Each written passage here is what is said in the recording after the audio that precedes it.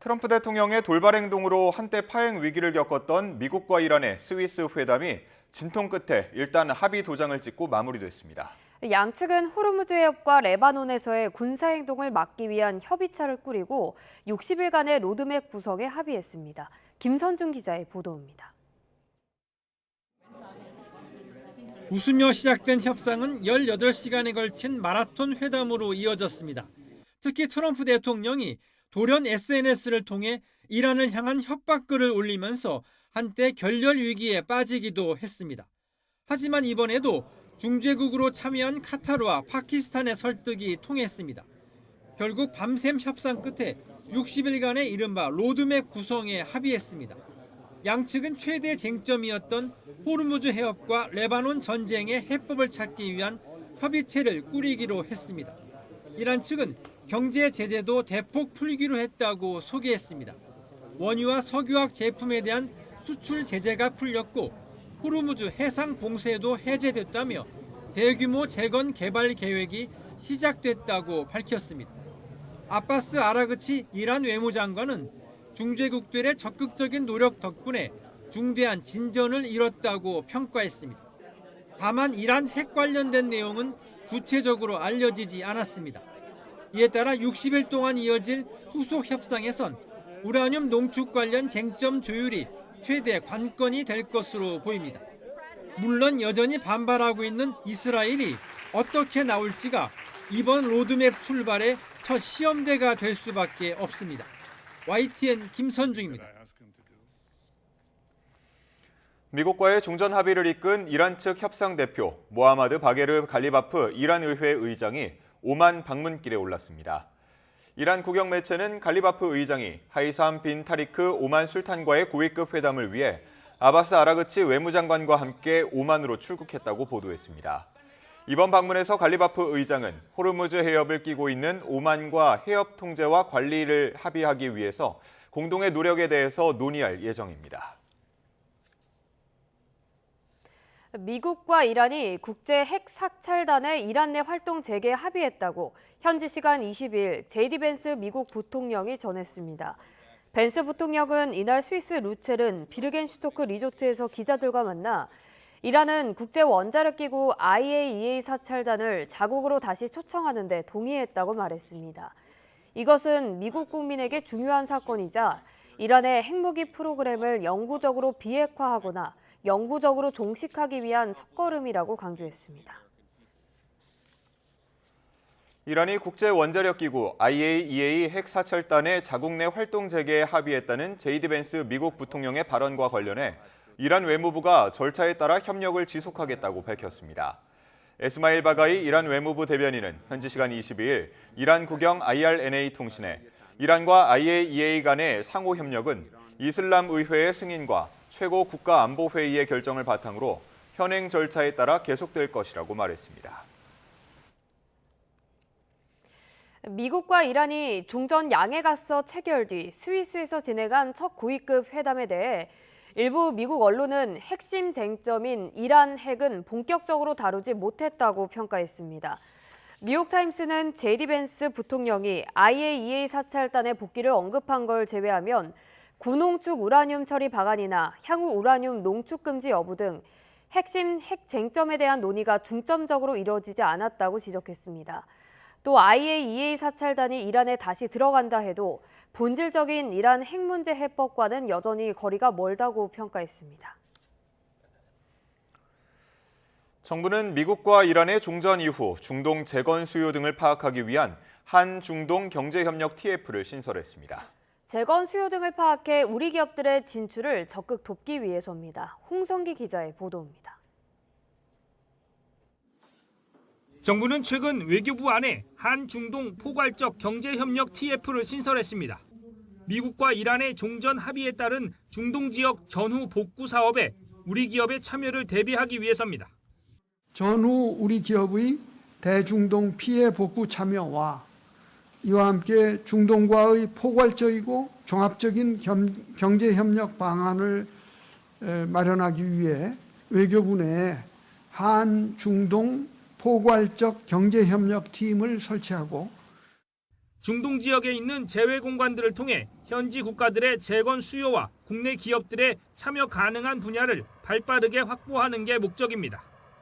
전쟁 당사국인 이란뿐 아니라 이번 전쟁으로 직간접 피해를 입은 중동 국가 전반을 대상으로 합니다. 다만 이란 재건 기금과 관련해서는 아직 미국이나 이란 측으로부터 구체적으로 우리 기업들의 참여 요청을 받은 사실은 없다고 밝혔습니다. 정부는 호르무즈 해협 안쪽에 남아있는 우리 선박의 탈출에도 총력을 기울이고 있습니다. 이란이 남후 공격에 대한 우리 정부의 사과 요구를 뭉개고 있지만 우선은 우리 선박과 선원의 안전한 이동에 집중한다는 게 정부 방침인 것으로 전해졌습니다. 호르무즈 해협 통항 여건과 우리 선박 또 선원의 안전을 지속적으로 점검해 나가면서 우리를 포함한 모든 선박의 자유롭고 안전한 항행이 조속히 이루어지도록 외교부 고위 당국자는 호르무즈 해협 통행료 문제와 관련해서는 지금까지 그랬던 것처럼 어떠한 통행료도 허용돼서는 안 된다는 게 정부 입장이라고 다시 한번 강조했습니다. YTN 홍성기입니다. 여야는 이재명 대통령이 언급한 선거관리위원회 개혁을 위한 원포인트 개헌에 온도차를 보이며 주도권 다툼을 이어가는 모습입니다. 하반기 국회 원구성을 둘러싼 여야 협상도 공전을 거듭하는 가운데 국회의장이 원구성 시한까지 정해 조속한 합의를 촉구하고 나섰습니다. 김다은 기자의 보도입니다. 민주당 한병도 원내대표는 선거관리 시스템의 총체적 부실이 참정권 침해 참사로 이어졌다며 개헌 카드를 다시 꺼내들었습니다. 앞서 이재명 대통령이 중앙선관위 외부 감시를 위한 원포인트 개헌을 언급한 것에 공감하며 추진 의지를 드러낸 겁니다. 이재명 대통령께서 원포인트 개헌 가능성까지 언급한 까닭은 이번 사태를 철저히 국민 눈높이에서 다뤄야 한다는 뜻으로 여겨집니다. 하지만 국민의힘 생각은 다릅니다. 원포인트 개헌 논의가 블랙홀이 돼 야당이 주장하는 특검의 회피 수단으로 악용될 수 있는 데다 법 개정으로도 충분히 개혁안을 마련할 수 있다는 겁니다. 차라리 선관위 안에 여야가 추천하는 감사위원회를 상설 독립기구로 만들어 국회 보고 의무를 갖게 하자는 주장도 나왔습니다. 문제가 있을 때마다 정치적 필요에 따라서 헌법 개정을 악용하겠다는 저희가 깔려 있다고 의심할 수밖에 없습니다. 국회 국정조사특위가 본격 활동에 나선 가운데 여야가 선관위 개혁의 다른 방법론을 제시하며 일종의 수싸움을 하는 것으로 풀이됩니다. 하반기 국회 원구성 협상도 한치의 양보 없는 대치를 이어가고 있습니다. 여야 원내대표가 수차례 만났지만 서로 법사위원장 자리를 결코 양보할 수 없다는 뚜렷한 입장차만 거듭 확인했을 뿐입니다. 특히 민주당은 상임위를 의석수대로 11대 7로 나누거나 민주당 단독으로 결정하는 가능성까지 열어두고 있습니다. 발목 잡기, 시간 끌기에 대해서는 용인을 할 수 없고요. 저희 당 입장으로서는 법사위원장을 절대 양보를 할 수가 없다. 원구성과 관련해 조정식 국회의장이 오는 24일 정오까지 상임위 명단을 내라고 최후 통첩했지만 국민의힘의 반발 속 여야 협상은 여전히 안개 속입니다. YTN 김다현입니다. 6.3 지방선거 투표용지 부족 사태의 진상규명을 위한 국회 국정조사특별위원회가 이번 주부터 본격적인 활동에 들어갑니다. 국정조사특위는 오늘 오전 10시 전체 회의를 열고 중앙선거관리위원회 등으로부터 첫 기관 보고를 받습니다. 이와 함께 증인 참고인과 자료 제출 요구 안건을 채택하고 개표소 현장 검증을 포함한 청문회 일정 등을 논의할 예정입니다. 특위는 노태학 전 중앙선관위원장과 위철한 위원장 직무대행 등 중앙선관위원 9명을 포함해 선관위 관계자 40여 명을 증인으로 부르기로 했습니다. 6.3 지방선거 결과와 관련해 전국에서 접수된 소청이 690건으로 최종 집계됐습니다. 중앙선거관리위원회는 어제 선거 이후 중앙선관위에 275건, 시도선관위는 415건의 소청이 접수됐다고 밝혔습니다. 이는 지난 2022년 제8회 지방선거 당시 제기된 소청 건수와 비교하면 15배 이상 늘어난 수치입니다. 이재명 대통령의 국정수행에 대한 부정평가가 긍정평가보다 높은 여론조사 결과가 나왔습니다.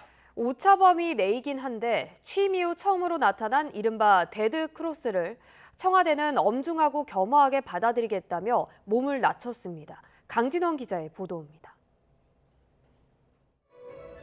리얼미터가 에너지경제신문 의뢰로 지난 15일부터 19일까지 전국 성인 남녀 2,517명을 대상으로 이재명 대통령의 국정 지지율을 조사했습니다. 국정 수행을 긍정평가한 비율은 5월 둘째 주 이후 5주 연속 하락해 46.7%로 나타났습니다. 반면 부정평가한 응답자는 같은 기간 계속 늘어 49.7%를 기록했습니다. 오차 범위 아니긴 하지만 리얼미터 조사에서 부정평가가 긍정평가를 앞선 건 이 대통령 취임 이후 이번이 처음입니다. 연령대별로는 50대의 지지율이 전주 대비 9.1%포인트 떨어져 낙폭이 가장 컸고 20대와 40대의 하락률도 각각 6.2%포인트와 5.5%포인트에 달했습니다. 지역별로는 대구 경북의 긍정평가 감소 비율이 한 주 전 대비 9.9%포인트로 제일 높았고 인천, 경기는 7.6%포인트, 서울은 7.4%포인트로 뒤를 이었습니다. 리얼미터는 선거관리 부실 사태로 촉발된 책임론 확산과 여당 내 당권 갈등이 대통령 국정 지지율에 부정적 요인으로 작용한 것으로 분석했습니다. 청와대는 최근 지지율 하락세를 엄중하고 겸허히 받아들여 국민이 무엇을 걱정하고 또 바라는지 더 세심하게 살피겠다고 고개를 숙였습니다. 앞서 이 대통령도 선거 이후 여러 차례 민심의 변화를 인식하고 있다는 뜻을 밝히기도 했습니다. 선거일을 기점으로 지지율이 폭락을 하고 있죠. 엄중하게 받아들여야죠. 그 원인을 제거하기 위해서도 애써야 되겠죠. 이 대통령은 특히 정치의 목적은 5천만 국민의 삶을 책임지는 거라고 거듭 강조했는데 여당 내 당권 다툼 상황 등을 의식한 거란 해석이 나옵니다. 지지율 하락세가 자칫 국정 동력 저하로 이어지지 않도록 청와대 내부에선 2기 내각 개편 등 추가 분위기 쇄신 방안을 고심하는 기류도 감지됩니다. YTN 강진원입니다.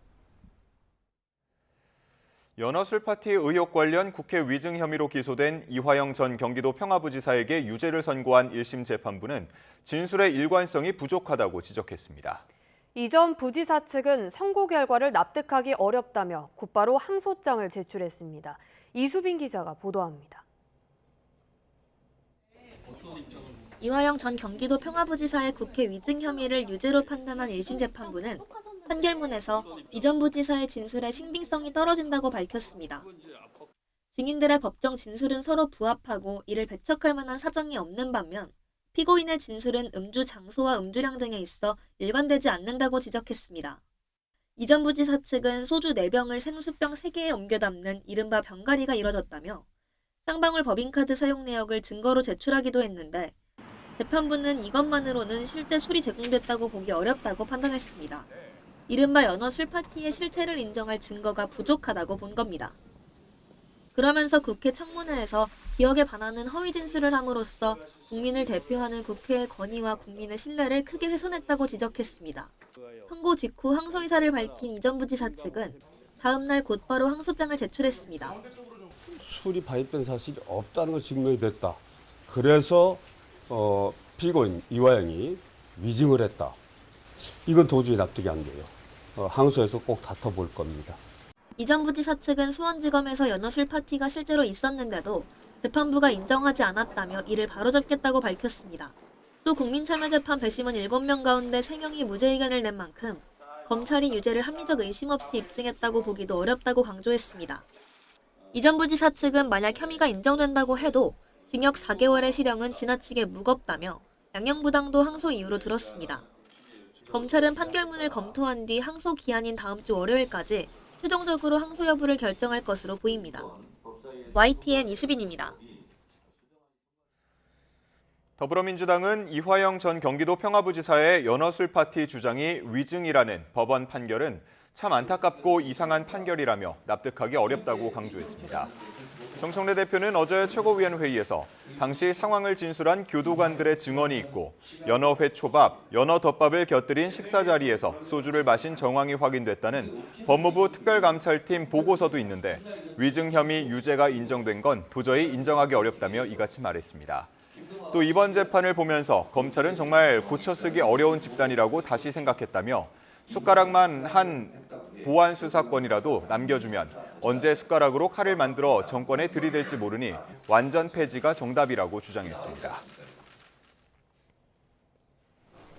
국민의힘은 연어 술파티 의혹 위증 혐의로 이화영 전 경기도부지사가 1심에서 유죄를 선고받은 걸 두고 민주당발 대국민 사기극의 추악한 실태가 백일하에 드러났다고 비판했습니다. 국민의힘 죄지우기 국정조사 특별위원들은 어제 국회에서 기자회견을 열고 특정 한 사람의 사법 리스크를 세탁하기 위해 당과 정부가 전방위로 야합한 당정 협작의 진실이 밝혀졌다고 주장했습니다. 그런데도 민주당은 반성은커녕 판결을 부정하며 이성을 잃은 행태를 보이고 있다며 거대 의석수를 무기로 공소 취소를 강행하려 한다면 전대미문의 탄핵 사유가 될 거라고 경고했습니다. 4년 전 서울 반지하 주택에 살던 일가족 3명이 폭우로 숨진 이후 침수 취약지에 대한 경각심이 커졌었죠. 물막이판 등 대책 마련이 잇따랐는데 장마철을 앞두고 이런 침수 피해 방지책이 잘 작동하고 있는지 서울시가 점검에 나섰습니다. 이형원 기자입니다. 기습적인 폭우로 맨홀 뚜껑이 열려 행인이 빠지는가 하면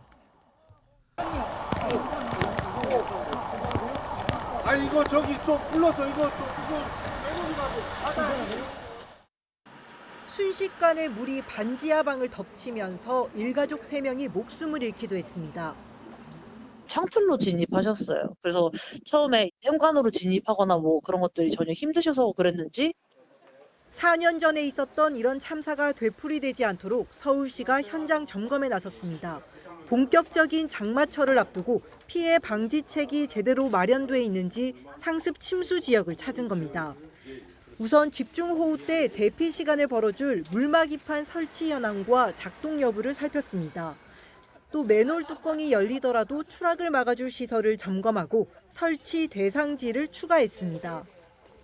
이와 함께 집중호우 때 주민이 빠르게 대피할 수 있도록 골목길 수위를 실시간 관측하는 시설도 확대 운영하기로 했습니다.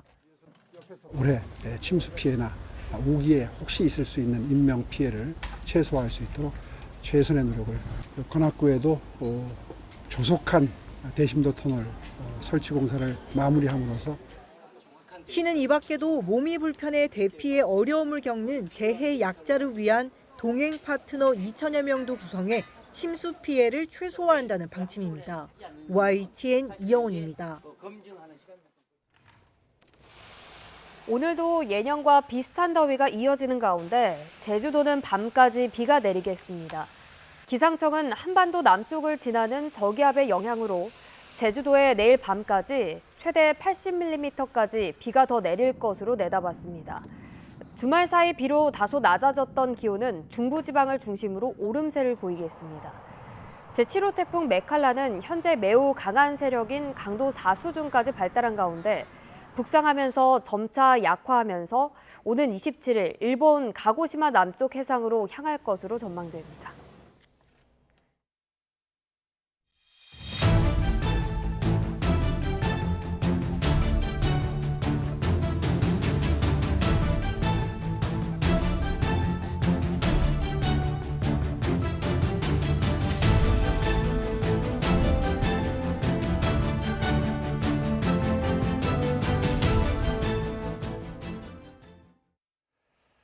내란에 가담한 혐의로 기소된 박성재 전 법무부 장관이 1심에서 특검 구형보다 무거운 징역 25년을 선고받고 법정 구속됐습니다.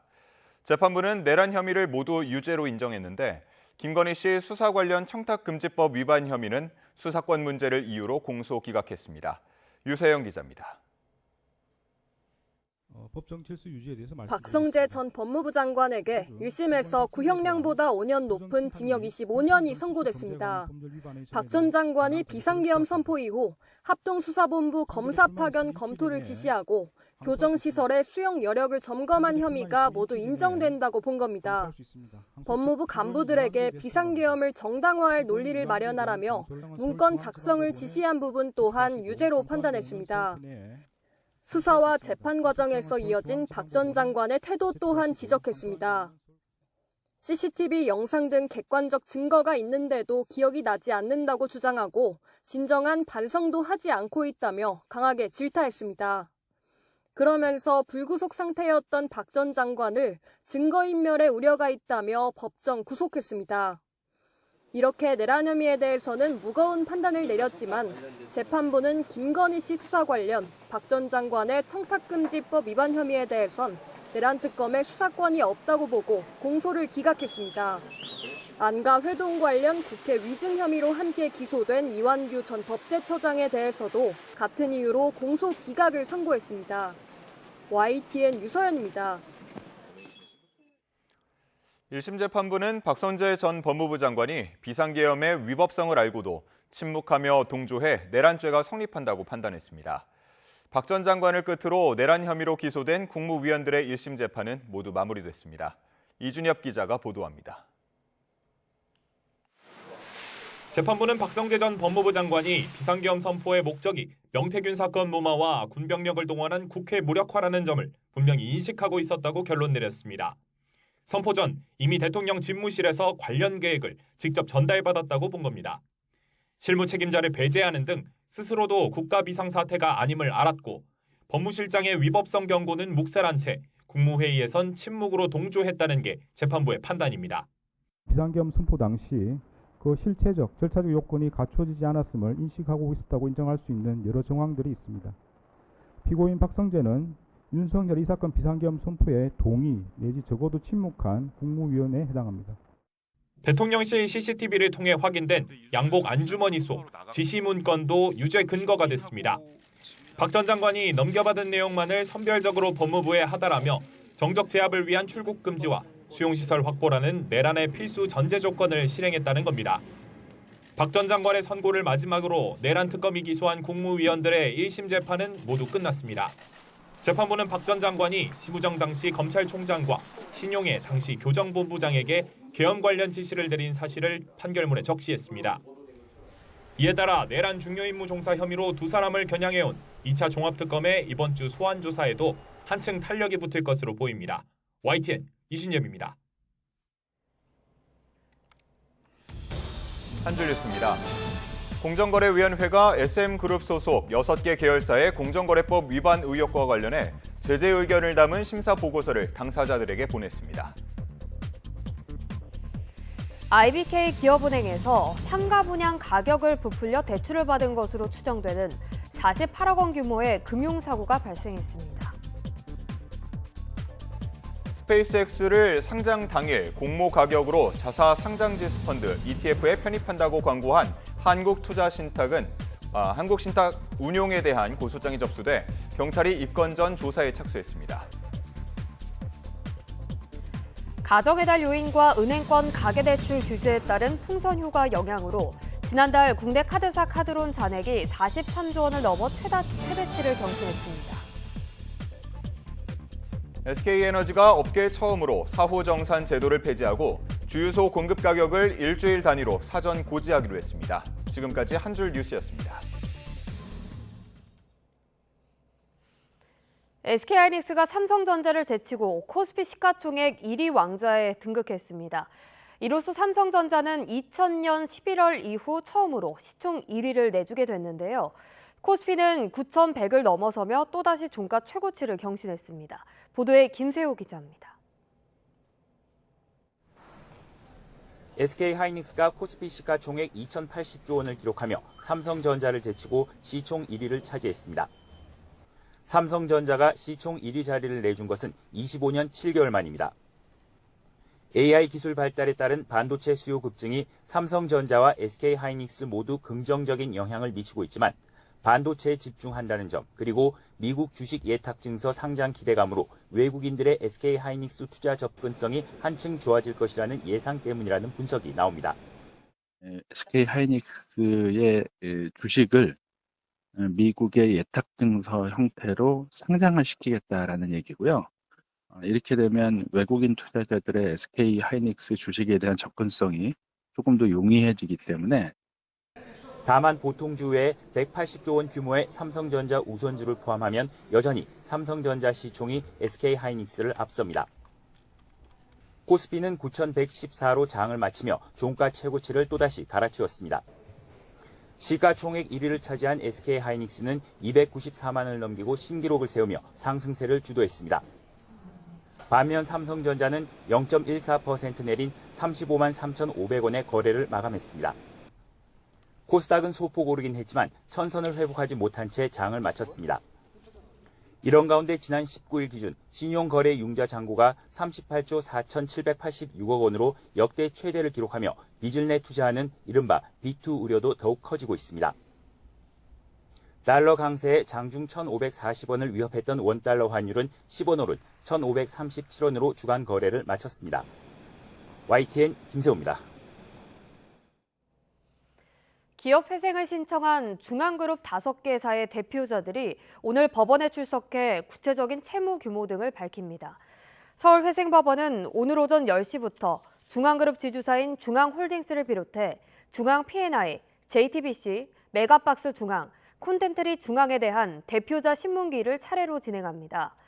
채무자 회생법상 회생 절차 개시 신청이 접수되면 법원은 채무자나 대표자를 불러 신문해야 하는데 오늘 신문기일에서 법원은 5개 회사 대표자들을 상대로 자세한 채무 상황과 조정 방안 등을 파악할 걸로 보입니다.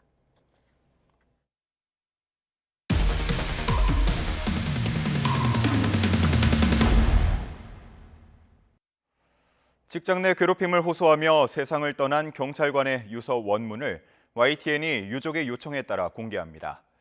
경찰관은 유서에서 부서장인 과장 때문에 힘들다고 밝혔는데 유재성 경찰청장 직무대행은 하급자의 인권을 존중하지 않은 행위에 대해서는 엄정하게 책임을 묻겠다고 강조했습니다.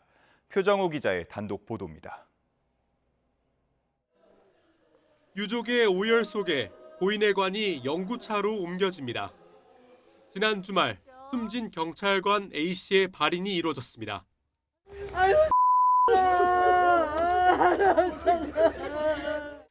유족은 A씨 죽음을 공론화해 억울함을 풀고 싶다며 유서 원문을 공개했습니다.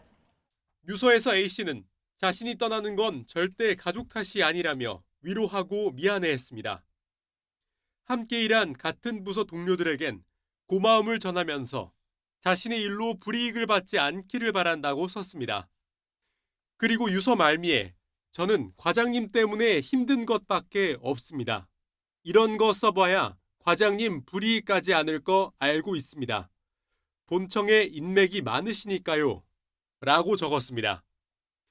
유서 속 글씨는 흔들렸고 마지막까지 고심한 듯 썼다가 줄을 그어 지우려 한 흔적도 보였습니다. 눈물을 흘린 것처럼 군데군데 글씨가 번지기도 했습니다.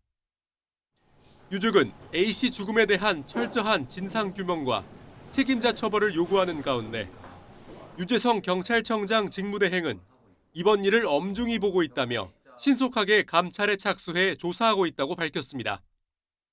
또 경찰의 업무는 헌법과 인권의 바탕을 둬야 한다는 점을 누누이 강조해왔다면서 시민을 대할 때뿐만 아니라 경찰 내부적으로도 상급자가 하급자의 인권을 존중하는 건 당연하다고 말했습니다. 그러면서 하급자의 인권을 존중하지 않은 행위에 대해선 엄정하게 책임을 물을 거라고 강조했습니다. 유서에 언급된 과장은 유족에게 업무상 필요한 지시와 확인이 있었을 뿐 A씨를 괴롭히려고 한 건 아니었다고 밝힌 걸로 전해졌습니다. 해당 과장을 대기 발령 조치한 경찰은 앞서 조사했던 동료 직원들을 다시 불러 조사하고 있습니다. 경찰은 이들의 진술 내용 등을 바탕으로 신속하게 사실관계를 확인한다는 방침입니다. YTN 표정우입니다. 경남 양산에 있는 아파트에서 불이 나 60대 남성 1명이 다치고 주민 30여 명이 대피했습니다. 제주시에서는 집안 치마로 상수도 배관이 파손돼 한때 일부 지역이 단수됐습니다. 밤사이 사건 사고 소식 윤혜리 기자의 보도입니다. 아파트 베란다 너머로 시뻘건 불길이 치솟습니다. 어젯밤 9시 40분쯤 경남 양산시 3호동에 있는 14층짜리 아파트 9층에서 불이 났습니다. 불은 1시간 만에 꺼졌지만 집안에서 불을 끄려던 60대 남성이 연기 흡입으로 인근 병원으로 이송됐고 주민 30여 명이 대피했습니다. 소방은 정확한 화재 원인을 조사하고 있습니다. 한밤중 큰 대로변에 소방차와 구급차 10여 대가 줄지어 서 있습니다. 어젯밤 9시쯤 서울 가산동에 있는 20층짜리 건물 17층 사무실에서 불이 났다는 신고가 접수됐습니다. 불은 30여 분 만에 꺼졌고 다행히 다친 사람은 없었습니다. 소방은 사무실에 있던 휴대용 리튬 배터리에서 불이 처음 시작된 것으로 보고 정확한 화재 원인을 조사하고 있습니다. 제주시에서는 한때 단수로 인해 일부 지역 주민들이 불편을 겪기도 했습니다. 원인을 알 수 없는 집안 침하로 상수도관 배관이 파손되면서 건입동과 3도 2동, 1도 1동 일대에 물 공급이 1시간 넘게 끊긴 겁니다. 제주도 상하수도본부는 땅 밑에서 부서진 상수도 배관을 찾아 임시 복구를 마쳤고 정확한 원인을 조사하고 있습니다. YTN 윤혜리입니다. 서울 서부지방법원은 지난달 방탄소년단 정국을 스토킹한 혐의로 재판에 넘겨진 브라질 국적 여성 A씨에게 징역 1년에 집행유예 2년을 선고했습니다. 재판부는 A씨가 접근 금지 조치를 받은 상태에서 스토킹 범죄를 저질렀다면서도 해를 가할 목적은 아니었고 판결이 확정되면 국외로 추방되는 점 등을 고려했다고 양형 사유를 밝혔습니다. A씨는 지난해 12월 7일부터 28일까지 22차례에 걸쳐 전국의 집을 찾아와 초인종을 누르거나 물건을 두고 가는 등 스토킹한 혐의로 재판에 넘겨졌습니다. A씨는 당시 경찰로부터 100m 이내 접근 금지 처분을 받았지만 지키지 않았고 올해 1월 또다시 전국의 주거지에 찾아간 혐의를 받고 있습니다. 서울 동작경찰서는 이웃집에 사는 여성 집에 침입해 속옷을 훔친 혐의를 받는 의대생 A씨를 어제 구속 상태로 검찰에 넘겼습니다. A씨는 지난 13일 오전 9시 반쯤 서울 동작구에 있는 자신의 거주지에서 옆집에 침입해 속옷 등을 훔치려 한 혐의를 받고 있습니다. 옆집이 비어있는 줄 알고 외워뒀던 도어록 비밀번호를 이용해 침입했던 A씨는 피해자 남자친구에게 발각돼 경찰의 현행범으로 체포됐습니다.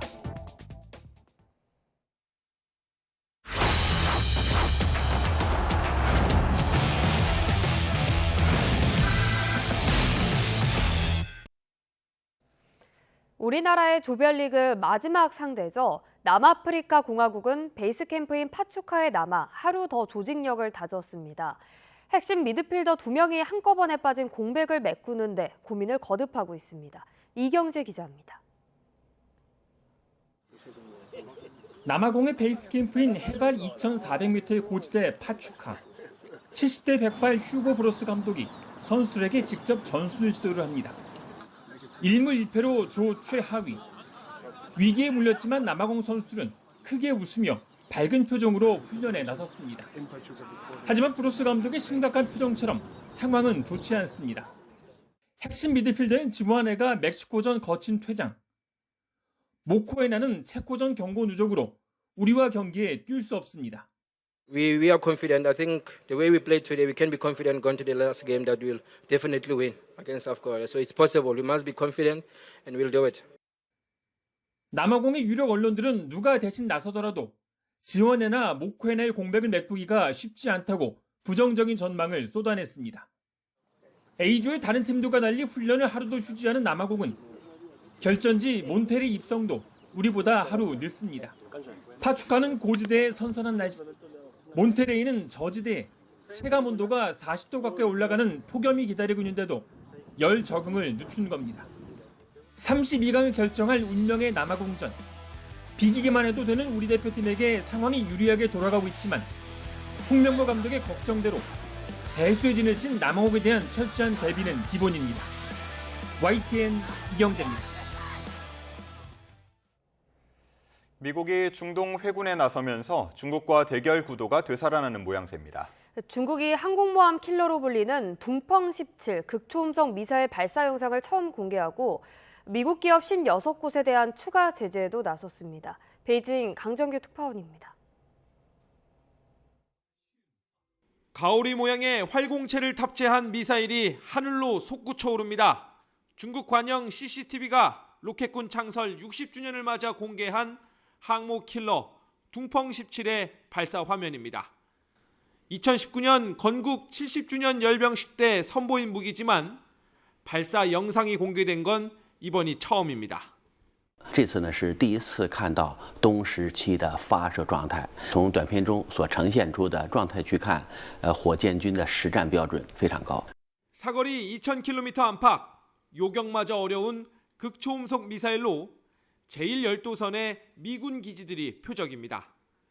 미국이 일본 가고시마에 토마호크 순항미사일 발사 체계인 타이폰을 배치하는 시점과 맞물렸습니다.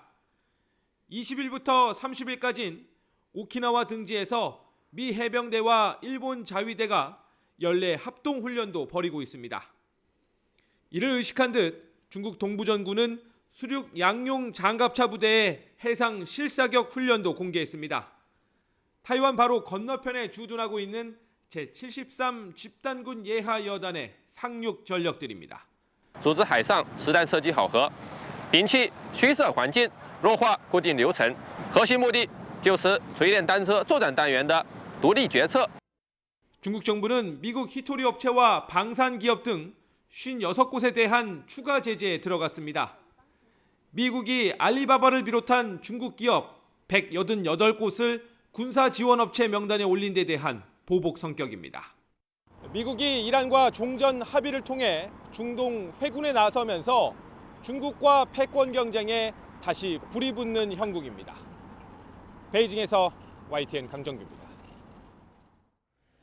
키어 스타머 영국 총리가 지지율 급락과 지방선거 참패에 따른 책임을 지고 취임 2년 만에 사임을 발표했습니다.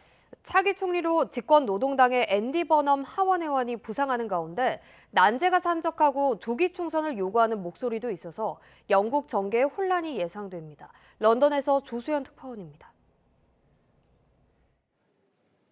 2024년 총선에서 보수당을 꺾고 노동당의 압승을 이끈 키어 스타머 영국 총리가 취임 2년 만에 사임을 발표했습니다. 영국의 유럽연합 탈퇴, 브렉시트 이후 최근 10년 사이 6번째로 총리가 사임하게 된 겁니다. 경제 부진과 정책 혼선 등 국정 운영에 대한 실망감으로 지지율이 급락한 데 이어 지난달 지방선거 참패 이후 압박이 더 커지면서 끝내 물러서게 됐습니다. The question my party is asking now is whether I am best placed to lead us into the next general election. I have heard the answer of my parliamentary party to that question, and I accept that answer with good grace. 스타머 총리가 제시한 일정표대로라면 새 총리는 이르면 다음 달 중순, 늦어도 오는 8월 31일까지 취임할 것으로 예상됩니다. 집권 노동당이 하원 650석 가운데 403석을 차지하고 있어 곧 치러질 경선에서 선출될 차기 노동당 대표가 총리를 맡게 됩니다. 유력한 후임으로 거론되어 온 앤디 버넘 하원 의원은 국민의 삶을 개선하겠다며 차기 총리 도전 의사를 밝혔습니다. I made my statement obviously praising the Prime Minister's dedication, service, and confirm that I will put myself forward in the process that will soon be underway. 버넘 의원의 당내 지지가 높은 만큼 경쟁자 없이 홀로 충분한 수의 의원 지지를 확보하면 경선을 치르지 않고 대표 선출이 가능합니다. 잠재적 경쟁자였던 웨스 스트리팅 전 보건장관은 출마 의사를 접고 버넘에 힘을 실어줬습니다. 그러나 총리 교체로 노동당 정부가 막대한 국가 부채와 공공 서비스 위기, 더딘 경제 성장 등 구조적 난제를 해결할 수 있을지 우려가 여전합니다. 보수당과 노동당의 양당 체제를 무너뜨리고 여론조사 지지율 1위를 차지한 우익 성향의 영국개혁당은 조기 총선을 요구하고 있습니다. 브렉시트는 10주년을 맞은 가운데 EU와 영국의 관계 개선을 위해 다음 달 22일로 추진되던 정상회담 일정도 불투명해졌습니다. 극심한 정치 분열 속에 영국이 10년 사이 7번째 총리를 맡게 되면서 영국 정계가 또다시 격변기를 겪을 것으로 보입니다. 런던에서 YTN 조수연입니다.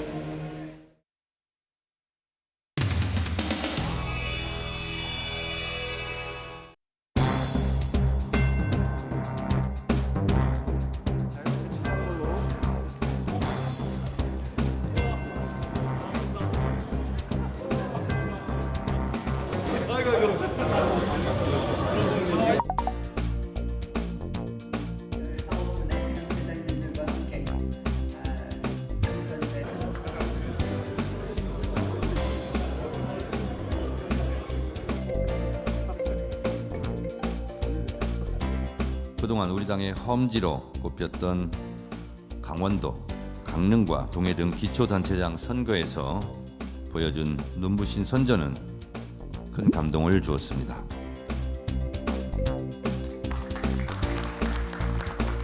좋은 결과를 냈지만 아쉽게도 완벽한 승리라고 선언하기 조금 어려운 그런 결과가 있어서 우리 모두 더 성찰하고 더 혁신하고 더 나아가야 되겠구나 이렇게 생각하고 있습니다. 몇 차례 제가 말씀드렸지만 이번 유럽 순방 비교를 통해 이재명 대통령은 월드클래스 세계적인 지도자로 우뚝 섰다고 저는 생각합니다. 고생하신 이재명 대통령께 큰 박수를 부탁드립니다. 이제 4년 남았는데 중앙정부가 흔들리면 대통령이 흔들리면 무슨 일을 할 수 있겠습니까? 흔들리지 않는 민주당을 단단하게 세우기 위해서는 무엇보다 이번에도 이기고 다음에도 이기고 앞으로도 이긴다는 자신을 줄 수 있는 이기는 민주당으로 다시 우리 신발끈을 매는 것. 저도 곧 당에 돌아오면 미력이나마 최선을 다해서 그렇게 하겠습니다. 저도 곧 당에 돌아오면 미력이나마 최선을 다해서 그렇게 하겠습니다. 오늘은 서쪽 지방을 중심으로 날이 더워지겠습니다. 현재 서울 기온은 21.1도로 예년 기온을 다소 웃돌고 있는데요. 한낮에는 30도까지 올라 어제보다 또 예년보다 조금 높겠습니다. 오늘 중서부 지방은 맑고 그 밖의 지역은 구름이 많이 끼겠습니다. 낮 동안에는 전국적으로 자외선이 강하겠습니다. 한편 제주도는 계속해서 기압골의 영향을 받고 있는데요. 강한 바람과 함께 내일까지 최고 60mm의 비가 더 오겠고요. 남해안은 낮까지, 동해안은 밤까지 약한 비가 내리는 곳이 있겠습니다. 자세한 지역별 기온입니다. 현재 서울 기온은 21.1도, 청주 20.5도를 나타내고 있습니다. 한낮에는 서쪽 지방을 중심으로 어제보다 1도에서 4도가량 높겠고 동쪽 지방은 선선하겠는데요. 서울 30도, 광주 28도, 속초 22도로 예상됩니다. 날씨였습니다. 뉴스타트 1부 마칩니다. 잠시 후 2부가 이어집니다. 시청해주신 여러분 고맙습니다.